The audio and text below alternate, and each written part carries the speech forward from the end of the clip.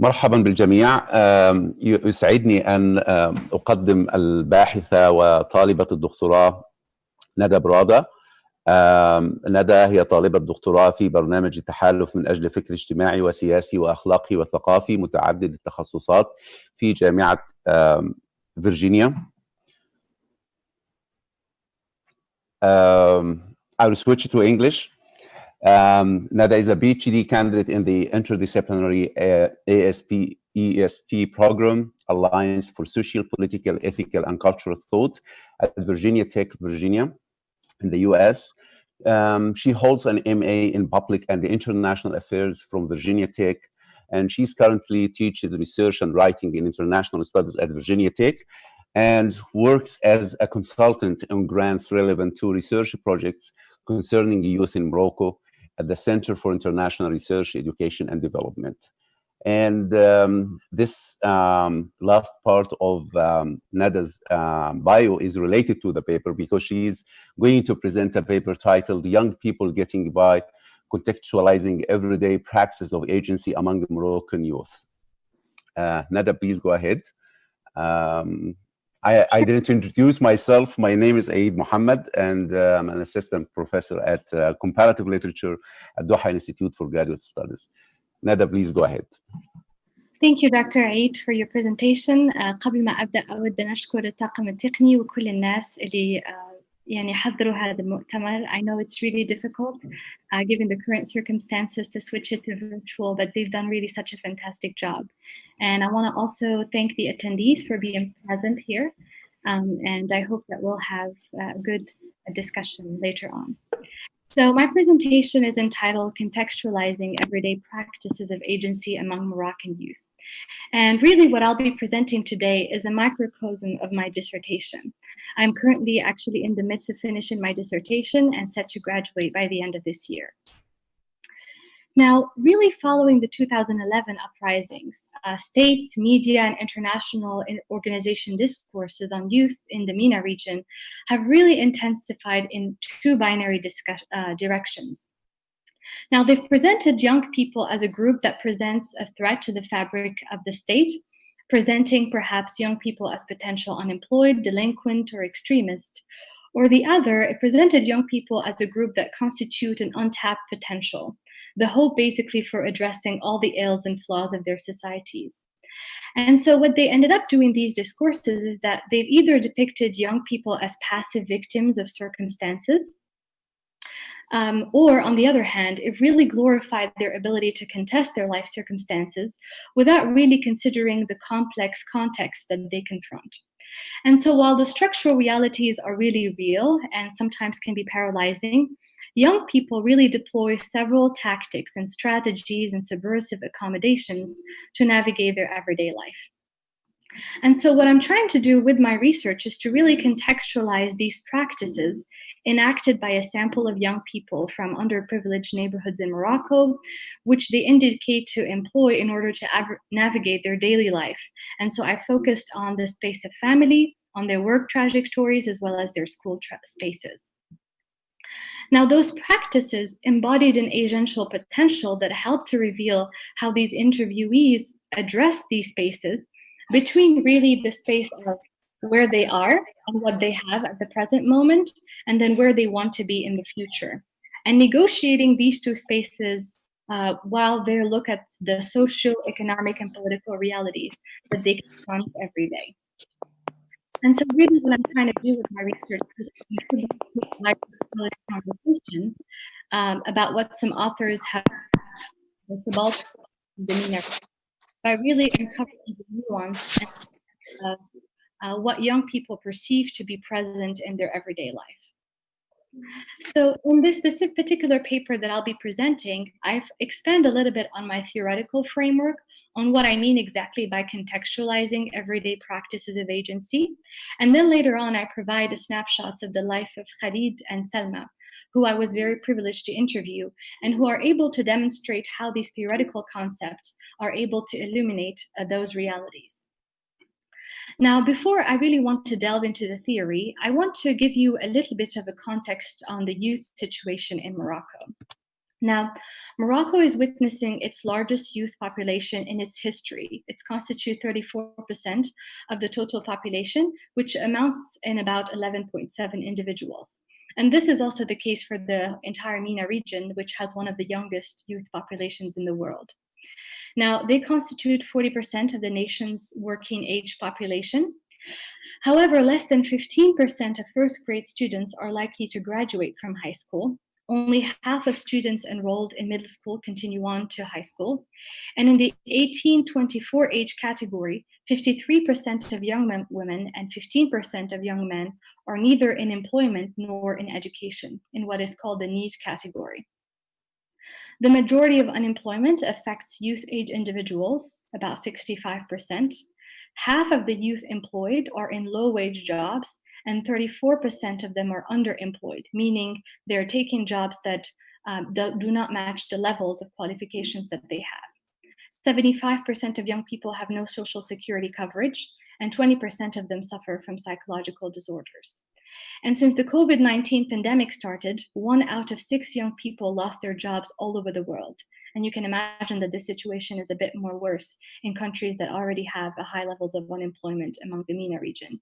Now, it is important also to highlight that Morocco has done a lot of efforts in education enrollment, but not enough in retention.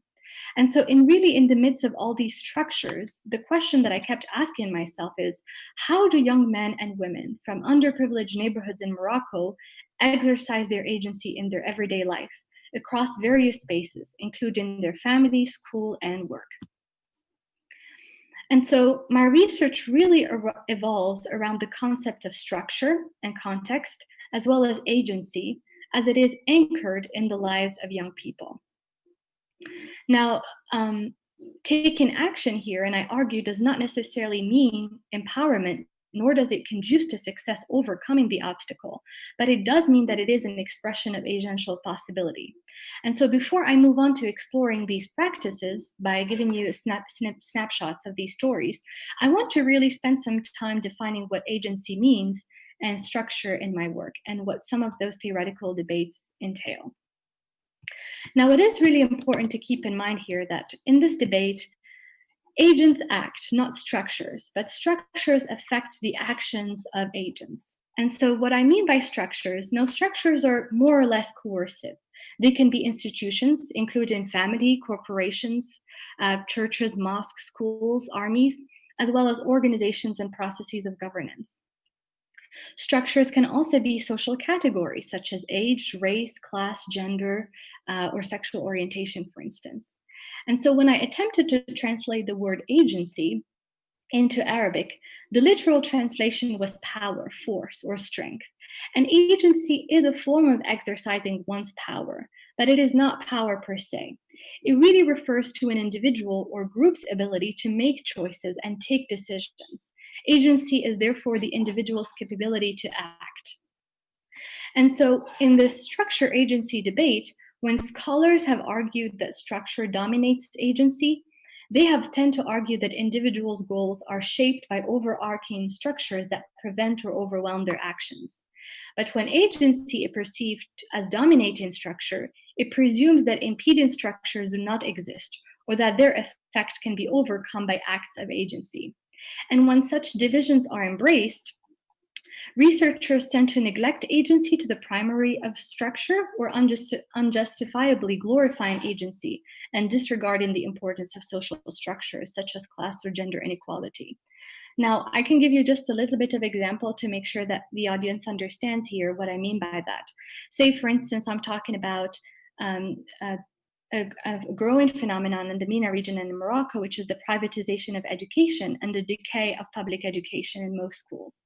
And so what that happens, if we tend to think of structures as dominating agency, we would say that because these public schools are decaying, most students are set for failure.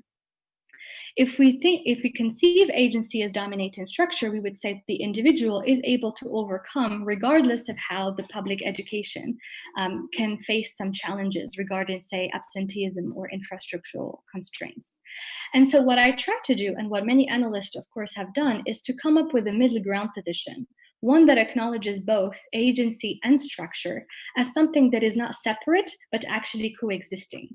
And so the middle ground position argues that it is a socially situated agency that is influenced but not determined by environments, and emphasizing internalized frames of reference as well as external actions, because there are all these enmeshments of different variables that come into one's life. Now, in Morocco, I do refer to structures, but I prefer to refer them as context. And the reason why I do that is because contexts imply a little bit more fluidity, and it also acknowledges that there are always gaps and holes that allow action and change for individuals.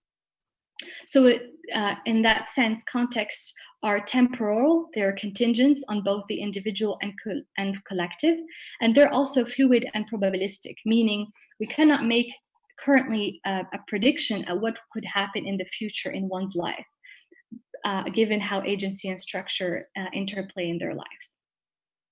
So I'm really careful of not drawing any immediate causal relationship between context and agency here. Now, in my research personally, what I have sought to acknowledge in terms of context are really overlapping layers of factors. One of them, of course, it is impossible to do research in the MENA region and not ignore the colonial legacies. Also neoliberalism with its accompanying exclusionary outcomes, as well as I sought to pay attention to more personalized context, including that of patriarchy, defined by Joseph as not just the domination of male over female, but also senior over junior. And I've also sought to understand how other family norms and values, as well as perceived societal dynamics, shape the exercise of agency by those I have interviewed. Now, when we speak about agency, the individual's capability to act, a really important debate is trying to decouple agency and resistance. Now, agency becomes normatively labeled when a young individual acts in their everyday life. And I think really here, Kofi and Farugia have addressed this concern clearly. They said that youth studies cannot simply continue to celebrate actions that resist existing power relationship as manifestations of agency. To do so results in conceptual frameworks that portray young people who do not resist as lacking an active subjectivity, erases the effort that these young people are making to build lives in conditions not of their own choosing, and imposes pre-existing normative commitments on young people to whom they may not be relevant. Rather than labeling actions or identities as agentic, here we call for more reflexivity about how the political commitments of researchers influences what counts as agency and what forms of active subjectivity might be ignored in this process. And so to avoid this, to avoid the traditional argument concerning that youth agency, or for a person to express their agency as empowerment, resistance, and freedom, I was really inspired to include the work of Mahmoud and Talal Assad, who are both anthropologists and have made really important contributions to post-colonial theory. And so their work has really centered around the normative constitutions of agency. For Mahmoud, for example, agency is not just the resistance to norm, but also the inhabitation of them.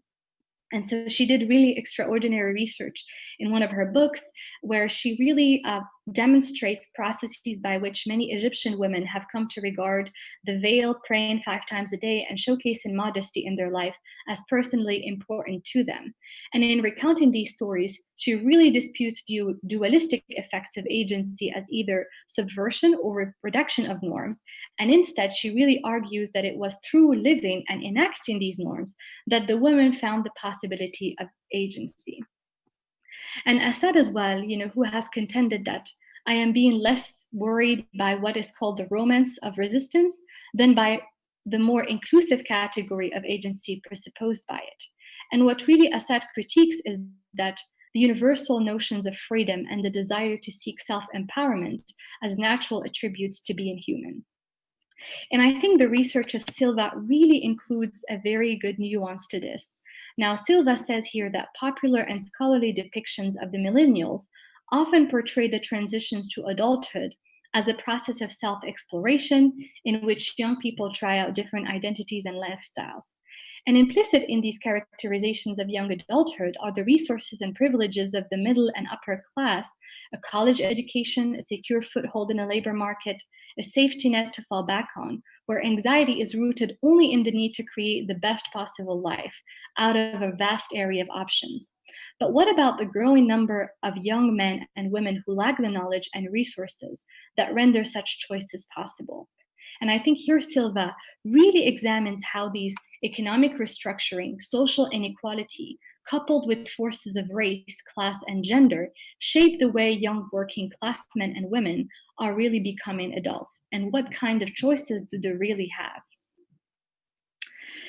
Now, I will really conclude my theoretical section by research by Schwartz and Othler, who noticed that who say basically that instead of imagining agency exclusively from a perspective of romanticized resistance, research should also really take into account that in every context that were and are many young people who exercise political agency in adapting to the current state of affairs, or even in actively supporting authoritarian rule, as long as it benefits them and as long as the respective regimes abides by a certain social contract, end of quote. And so as individuals navigate the discrepancy between what they desire and what is available to them, they're not just driven solely by a desire to resist or for freedom and empowerment, but also by a sustained effort to make ends meet in the context of insufficient resources and changing claims. And so it is really important here to specify that I'm not saying that agency cannot be resistance, but that it's not solely resistance, and it includes other normative expressions as well. And I would like to really demonstrate how that goes into my research empirically here. And so what I decided to do is to really present to you one or two stories, depending on the time, of people that I've really had privilege in interviewing. And I wanted to keep in mind as I'm presenting the really interplay of agency, structures, the context that I've mentioned, and how this all factors interplay in one's life. Now, Khalid is 19 years old, and he grew up in a household dominated by male authority. His dad was a cleaning agent, and his mom is a housewife. His dad makes about $300 a month, and it is the only source of income for their family. His sister got married, but he didn't want her to because she was very smart, and she was not able to achieve her dreams. His brother had some undiagnosed psychological problems, and Khalid mentioned having so many problems with him. And then he says, I started to search in the internet, and I found that how to be able to deal with him, because if I'm not responsible for myself, I recreate problems for my family. And being responsible for myself means that I can hustle. Now, to him, family is the core of society. If my family changes, he says, the society changes and the whole world changes, because the world is made of multiple families. Now, his dad saved money to take him to private school after studying first grade in public school. And in the private school he went to, they forced him to repeat first grade because he was very bad at French. And for him, it was very hard to adapt, he says, to the point that I was going and crying. At school, when you transition from private school to public school, the first difficulty was language. I didn't know how to speak French because I was afraid that the professor would beat me up or laugh at me. And then I overcame it, he says. Maybe I used violence sometimes to be able to force my presence. And Khalid really learned to adapt by using his smile and forcing his presence, or what he says, fard wujudi, a recurrent theme in his narrative. Now, Khalid couldn't stay longer in a private school because his dad could not afford it anymore, and his public schools year were interrupted by several events. And here I also want you to see how different colonial legacies, as well as neoliberal practices, influence one's individual lives, and we experience this in our lives every day, but to different extents and levels of intensity. So first they had a problem in school because they had laid off a security guard in his school, that students were really attached to him for his ability to maintain security and safety in school.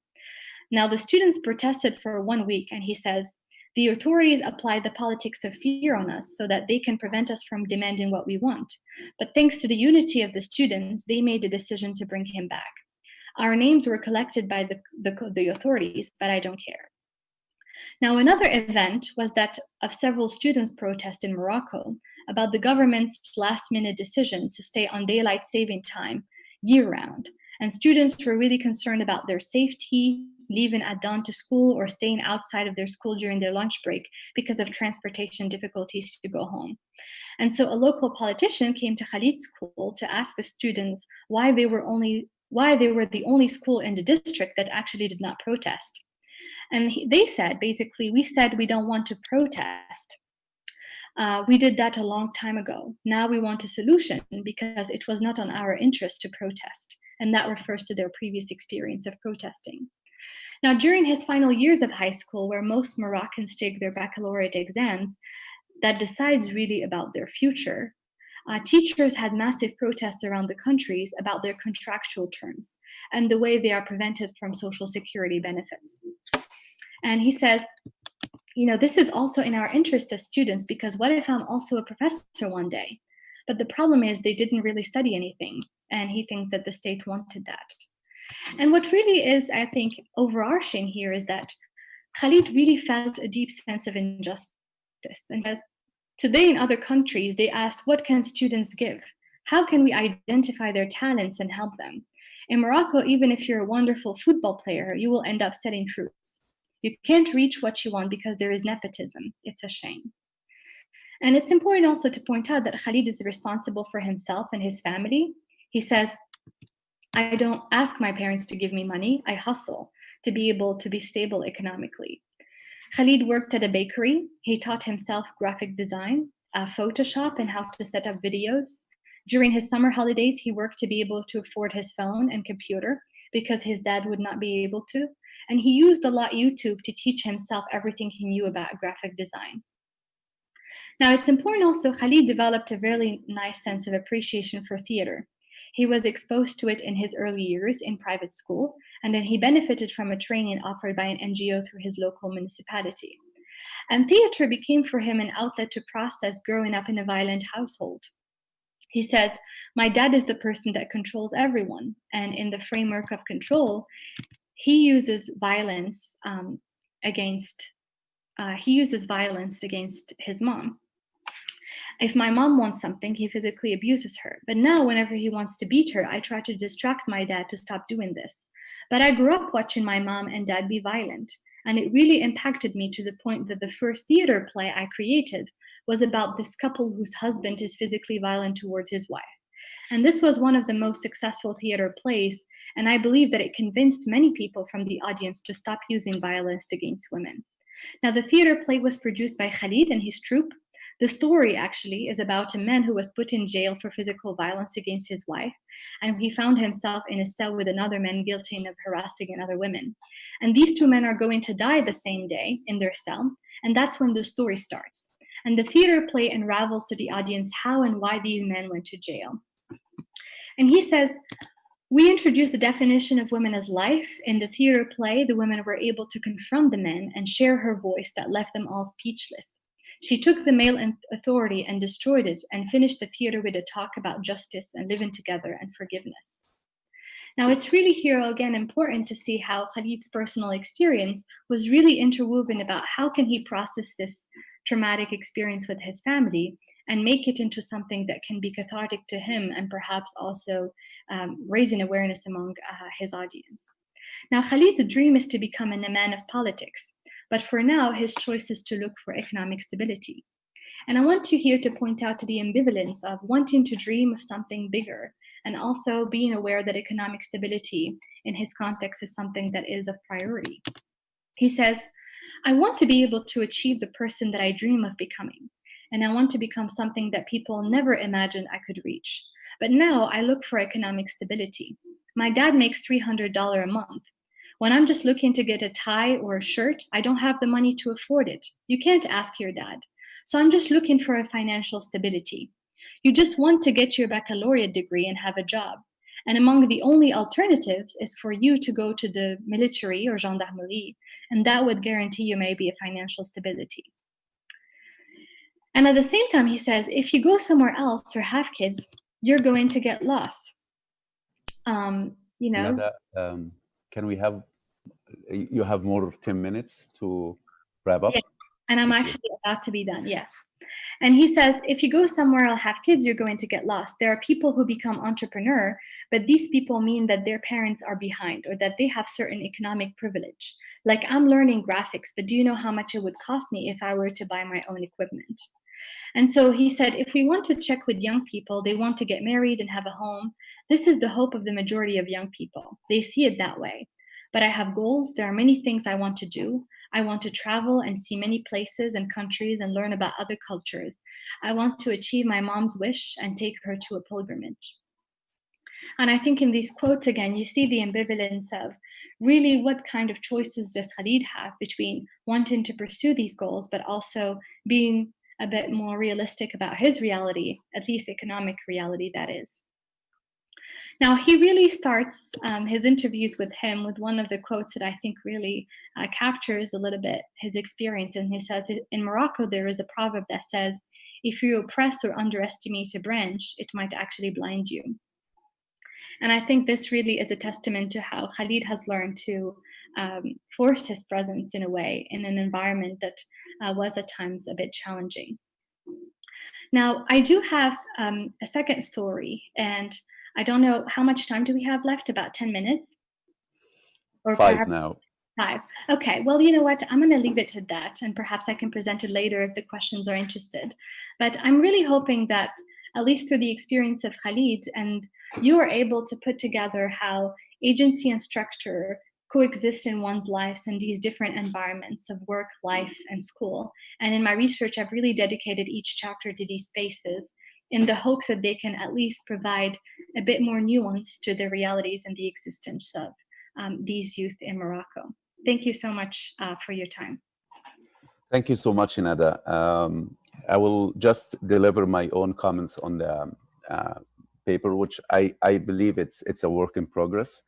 And then we can open the platform for questions and answers. So I believe Nada properly introduces her discussion within the MENA context, elaborating on Arab youth sociocultural dynamics in the light of the Arab Spring revolutions. She assumes that then surfacing a binaristic trend maximizes viewing the youth as either passive or passive victims of circumstances or the major force of a change on the scene. On this fickle ground of a change, Nada focuses on the strategies youth employ to get by or to adapt to changing realities.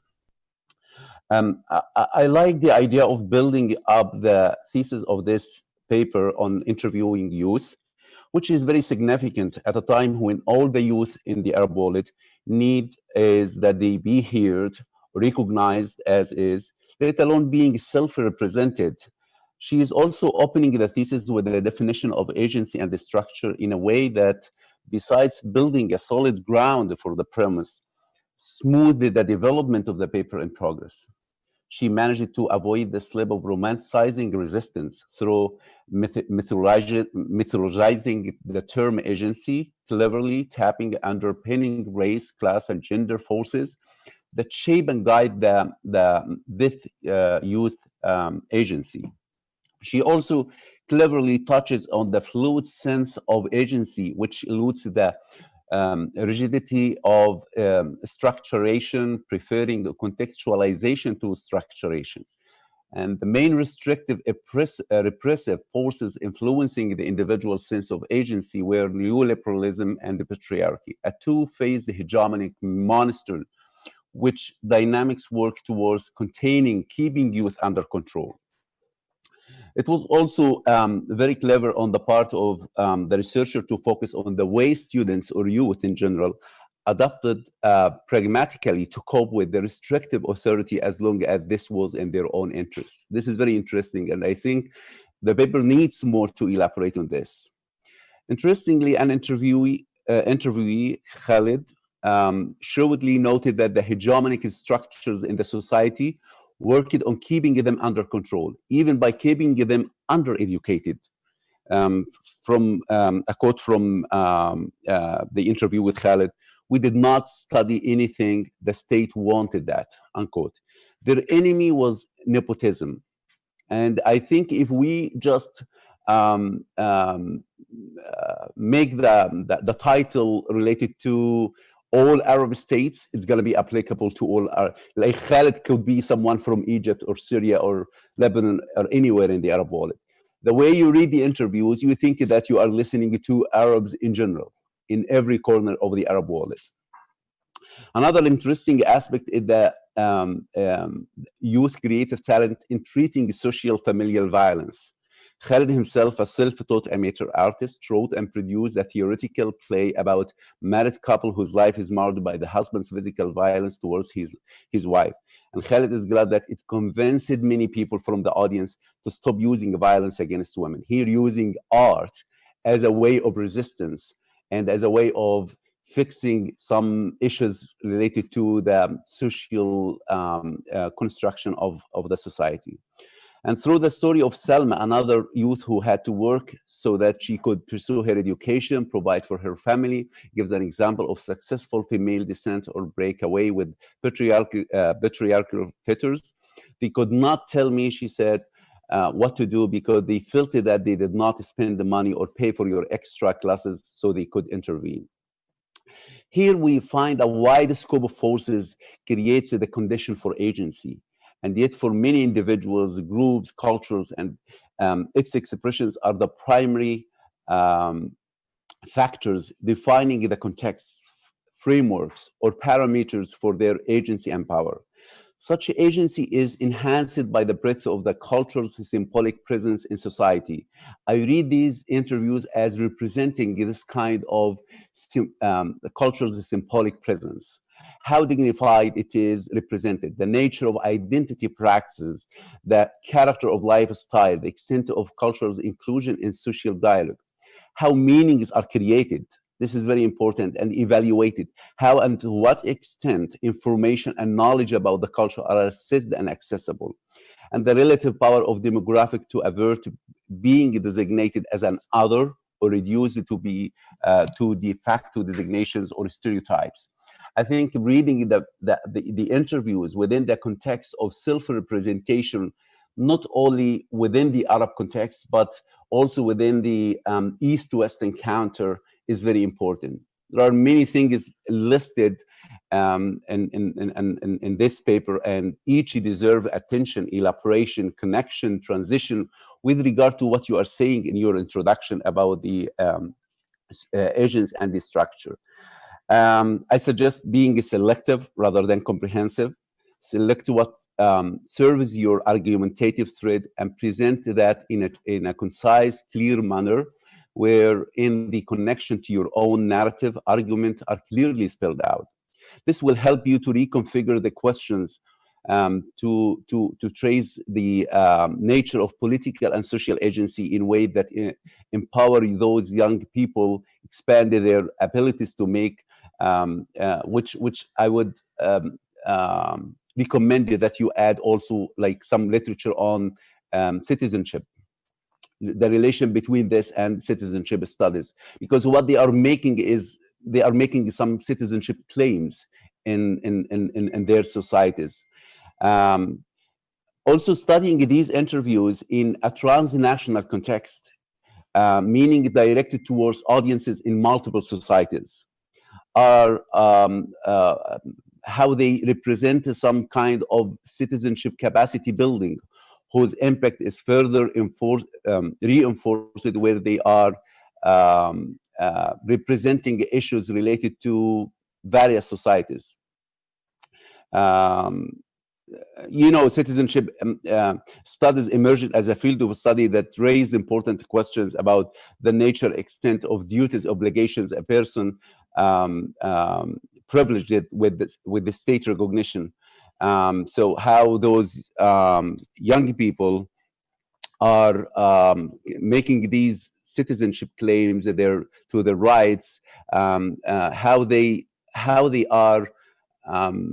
As I said before, Khalid could be an Egyptian or Syrian or Moroccan, or in his representation of focusing on the political and civic duties, giving a service to the state, paying taxes, doing the military, but at the same time, they are denied the right to get better education, to get health services, the right to equal protection before the law. So again, I'm returning to the point of using or deploying Arab methodologies for self-expression is important in reducing instances of distortion in the knowledge production process, because these type of these interviews gives them the opportunity to tell their stories and show us their voice in the process of their identity construction, reconstruction, constitution. And I think also what they mentioned in these interviews constitutes some kind of like cultural performances, which is an important method for expressing their ideas, raising or arising from their own local context. These local narratives are important not only to understand the local or the nature of the local culture you're dealing with, but it gives you, especially if you expand it in or study it in transnational context, how similar those young people in Morocco are to young people in other Arab cities, or even in the West, in the US or other parts of the world. I'm trying to wrap up.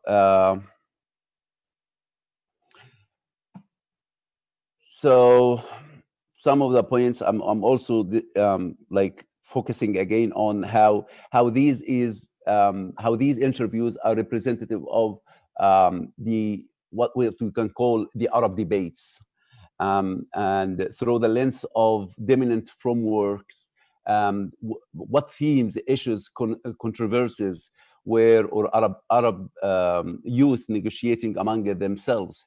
How did their ideas challenge and reflect into and out of prisms of larger social political debates?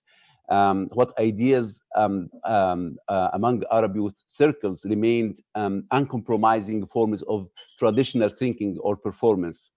What were these ideas and performances, and what were transformed in their encounter with Western thought? Especially when they are talking about, I don't think that you mentioned that in your presentation today, but it's in your paper, about those who are entitled for certain jobs. And you need to have green eyes or blonde hair in order to be able to get a specific job. How Moroccans are denied teaching jobs in their country while the foreigners are getting it. This all will give us an idea about these or gives us an ability or opportunity to examine a snapshot of Arab thought at a particular moment of time, and to evaluate the potential implications of this thought vis-a-vis the wider socio-political dynamics. And how this would give us a collective status of the Arab youth disbelief in their state, and what they and the project of this state, what they believed that the project actually provided was actually a deep contrast to what it actually delivered. So this will push the boundaries of discussions, entrench their authenticity claims in their own Arab collective memories, and the advanced multi-dimensional representation narratives about life in the Arab world. And I think the paper, if developed more, it will help us to chart like a genealogy of an Arab socio-political voice on its own terms, and to follow the themes and trajectory of ideas that Arabs set for themselves and their discourses and debates, away from what is very common while discussing these issues in academia, whether in the East or the West. So this will also raise questions about what has been blocking us as academics, whether in the East or the West, from hearing all of these contours, nuances, intonations of Arab youth. How Arab youth in their stories try to push their economic prosperity as far as it will go by capitalizing on the opportunities afforded by an unyielding personal effort. Through this and similar issues, you can explore more Arab youth experiences in the cultivation of their voices on issues related to identity, cultural belonging, enterprise, success, and so on. As I said, the paper is, or seems to me, or the version I got is, it's a work in progress. It did not crystallize the overall thoughts and findings in a conclusion, which is necessary for such an interesting piece. I will end up with a question about your selection of poor areas in particular, though most of the youth spearheading the revolutionary wave were almost well-educated, lower middle class, especially in Egypt, Tunisia, and Algeria. So why did you choose or select poor areas in particular? I would also advise you to read Asif Bayat's Plebeians of the Arab Spring, which would better guide you to investigate the urban youth role in the revolutions and the politics of middle-class resistance in the Arab world. Thank you so much, and not sure if you want to make any comments, or we just move to any questions we have from the audience.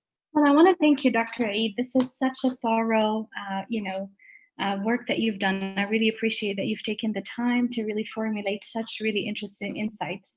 I really note, I think, your insight about expanding into this a bit further and maybe including a citizenship literature that would perhaps open this more to not just, like you said, a Moroccan experience, but maybe one that can speak to people elsewhere in the region.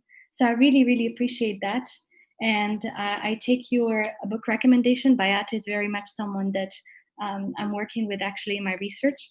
What you did receive is true, is a very work in progress version. I've had the chance to really mature and work more specifically on every chapter. And I have to say, personally, this is really the dilemma that I face in every conference, which is about, being selective and comprehensive, and how do I manage these two? So I really take your advice here, and definitely will take it into account for other conferences and presentations. So yeah, thank you very much. With regards to your question, because you did ask one, which is, why specifically did I turn into this particular population?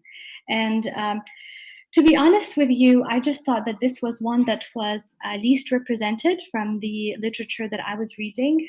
A lot of what I've been reading about, a lot that has been written about youth for the literature that I was able to gather was a lot about social movements and young people that were specific. And then the interviews that were conducted were young people were specifically attributed to young people who are from different elite circles. So either political parties or that have specific positions within either political parties or international organizations or organizations in the country. And so I thought that this particular population was one that was not necessarily, that was, to me, and to what I've read, that was one that was most prejudiced and stereotyped, but also one that was least represented in the literature. And so it was really important for me to, in my contribution, to be able to speak, because those are also constitute a very important part of the country, and one in which not necessarily heard. And so I hope that my research has opened a little bit the channels to do so. And so hence why I've chosen this particular population. And I made sure also for the nomenclature to specify that there are young people from underprivileged neighborhood, as opposed to choosing other nomenclature. And this is just to say that they happen to live in that environment, and that nobody really chooses where they're born, and that also the levels of wealth within the same environment vary, and the levels of social capital and networks and what do people have and don't have varies on these environments. So that's another note that I made sure to highlight in my research as well. Thank you, Dr. Eid, again. Thank you so much, Nada. I will start with the first question from Abrar. She thanking you for your fascinating research, and she is asking what is your opinion on producing research in English on communities who primarily speak Arabic, or at least in a non-Moroccan context, no other language, given that they are the communities we conduct interviews with, and whose research is based on. How do bridge this language knowledge production gap? Can research be meaningful if the communities we write about are not able to read the final product? I like this last part of the question. Sorry. Okay, go ahead. Thank you so much for your question. This is an extremely, extremely important question that I think, you know, every Arab researcher studying in Western universities or outside really faces. This is something that a particular dilemma that I deal with as well. As you know, the production of knowledge is also interlaced with location and where we are, and language, as a matter of fact, and what would constitute readability and access to research is really important. Now, for me, as a really growing scholar, I'm really, really hoping to be able to publish my research in different languages once I really come to a mature draft of my dissertation, which is, about to be at the end of the year. I really want one of my next projects, and hence why I think a conference like this is important. Of course, it's not enough, but this is a really good start, is to be able to connect different researchers and discuss basically ways in which our research can be not just translated in Arabic, but also what are the means of sharing such research? Is it through, journals that most of the countries, even though in Arabic, are paid and also only allow a small area of readership? Is it through news media sources? Is it, what could be basically those ways in which the knowledge production can be disseminated? I'd be really interested to hear your opinion about that, if you have any advice or experience working with such. But I think it's a very important question. It's also a question that is really incredibly important to me, because I do believe that, as researchers and Arab researchers in Western universities more especially, I do see that the contribution of my research is not just for the academic circles, but also outside of it. And I think that disseminating the information is also crucial, and doing it in a language that is accessible. So I'm definitely with you on this, Abrar, and if you have any experience with publishing in Arabic and different means that you think have worked, I would really love to hear your experience on that. Thank you so much. Thank you, Nada. And we have a question from Tamara. Please go ahead. Hello, everyone. Thank you so much for your presentation, Nada, and thank you to Professor Eid for his very interesting comments and inputs. Before asking you my questions, I'd like to tell you how much I enjoyed reading your paper. I really, really appreciated it. And I had two sets of questions. The second set has to do with what you've actually been talking about in your answer to the written question, but I'll tell you about both. As I read your paper, I was very curious also, as I tried to imagine the way you organized your field research. You say you're interested in the underprivileged areas and you look at that kind of context. But I was wondering if you could take us through how you chose the very individual subjects you chose to interview, how many you chose to interview, and why you decided or chose your interviewees. I was very curious to understand how you chose these people, and also how you chose or formulated your questions and the words you used in your questions in addressing the issues you were interested in and talking to your interviewees.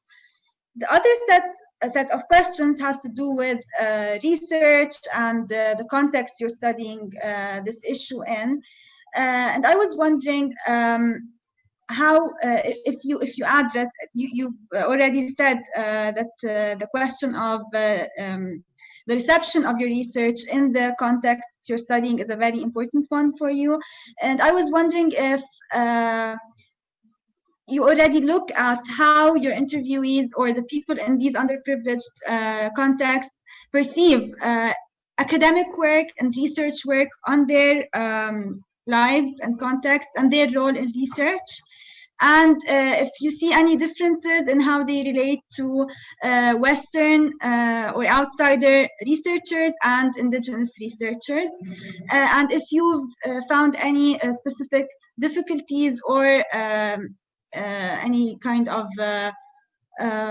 easier access to the context given your specific position and belonging and language and so on. Thank you. Thank you so much, Tamara, first for reading my paper, your interest. I've also read your paper. I will email you some of the suggestions that I've had. I really appreciate your work on the Arab intellectual. I think it's really interesting. Thanks for taking the time to formulate questions as well. These methodological questions are extremely crucial. Reflexivity comes really here at a point of being reflexive of who you are and how your presence in those environments and how others perceive you and how you perceive yourself throughout the process of research is extremely crucial. I think we could have an entire panel about Arab researchers doing fieldwork. There is not necessarily, it's not easy as in most places. And, given that I operate in a Western university, Virginia Tech, most here in the US, we have an IRB protocol. And IRB stands for I can't really research. Anyway, it escapes me right now. But basically, it's a committee here in the U.S. that makes sure that they have to validate your methodological work, every single piece of it, before you actually go and conduct your interviews. And so, whereas I have other colleagues who are, in some European universities or even Moroccan universities who can just go and start collecting data, in the US, it works a bit different where I have to approve my methodology. And that includes my sample, my recruitment, my site, the confidentiality matters, all of my interviewing questions. Of course, I have to have them translated and validate that translation. And the IRB basically is an ethical committee that makes sure that my research are ethical, that I'm not putting my interviewees in a position of danger or compromising them. And how do I ensure that I am actually, I abide by their confidentiality. So this was just very challenging because, I had to make sure that my site and my interviewees were first, had an interest and wanted to participate before I actually had even conducted the fieldwork in the first place. And, if you know the Arab context very well, planning things 1 year in advance is not really the easiest thing. So it was a bit challenging, but I was very, so what I did, and to be completely candid with you, I did first a preliminary fieldwork. And that one just included visiting a couple of different sites, visiting different NGOs, talking to them, presenting my research, presenting who I am, and basically getting a sense of whether they were interested to have a researcher in the site. And I have to say, it's not very common for, at least in Morocco, in some circles to have, women researchers who are also Arab and Muslim that come and do ethnographic work. And so it took a lot of work to be able to convince and gain trust, which was very important, as much for my interviewees as it is for me. And so, working with different sites of NGOs and organizations and deciding basically whether they were comfortable enough to have a researcher on their site and get an initial agreement. And then I did just some preliminary focus groups to get a sense of ask some of the open-ended questions and basically have the young people tell me a little bit what are some of the themes that were important to them. And so this took place a year before I actually did my fieldwork. And so when I was designing my questions, I really made sure that those were coming from the discussions that I was having with young people before. And I say 1 year before, but I've been in Morocco all my life. And so I've had these conversations. I've been very much involved in civil society and international organizations. So I'm just saying like officially on paper, but of course these conversations have started much earlier. And so, wanted to make sure that these questions and language emanates first from the field. And then it was a matter of really making sure that also my language matches the field and the field matches my language. So I had questions, of course, and I conducted my interviews in Arabic, Darija, Moroccan Darija. Of course, I gave the choice for people if they wanted to use any other language that they were comfortable with, but it was mostly in Darija. Because these were about interviews that lasted from, say, about 1 hour to about 4 hours. They were really comprehensive. They touched upon their personal lives, their family lives, their work trajectory, their school trajectory, their involvement in civil society, and then what their hopes and aspirations were. So it was a very holistic, in my opinion, interview. Of course, it can always be more expanded. But I basically have specifically spent time interviewing 30 people. And that was mostly because of resources of time and also money. I was fortunate enough to be conducting an interview in my country, but I also had all sorts of logistical things that I had to adapt to. And this was something that, definitely if I had more resources, I would definitely expand this research to more places, not just in Morocco, but also in other countries in the MENA region. But unfortunately, this was not the case and could be, of course, the source of another project later on in my career.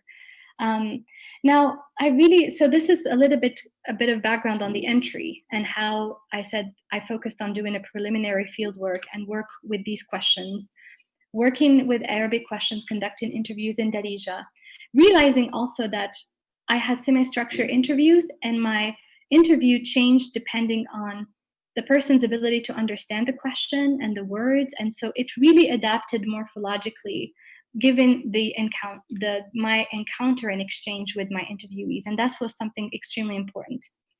I also really, insisted on confidentiality. That was also something really important to me. Now, how do interviewees pursue academic work? This is a really important question.